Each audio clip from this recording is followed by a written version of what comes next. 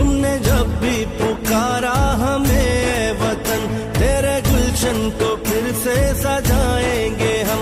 तुमने जब भी पुकारा हमें वतन, तेरे गुलशन को फिर से सजाएंगे हम। तेरी तारीकियों में उजाले भरे, तेरी महरूमियों को मिटा। सूबा पंजाब का मैं ऑपोजिशन लीडर भी रहा।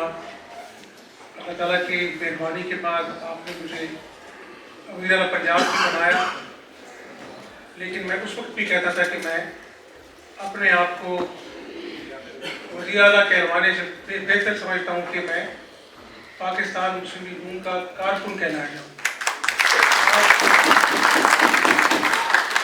जो यहाँ बैठे हैं, लोग बैठे हैं, ये प्यार करते हैं हमजा से, क्योंकि हमजा ने इनका साथ दिया है, इनके साथ मिल के काम किए। अल्लाह ताला ने जब इसको चीफ मिनिस्टर बनाया तो मैं इसकी बड़ी बहन होने के नाते मैं बहुत खुश हुई, दिल से खुश हुई। इसके दिल में अवाम की खिदमत का जज्बा है। हमजा ने मुझे बहुत इज्जत दी है, हमेशा दी है, और मैं भी हमजा हसन हुसैन से कम मैंने हमजा से प्यार किया।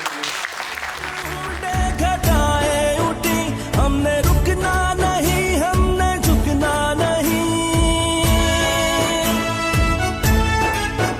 अदल मंजिल है और अदल ही रास्ता, अदल मंजिल है और अदल ही रास्ता।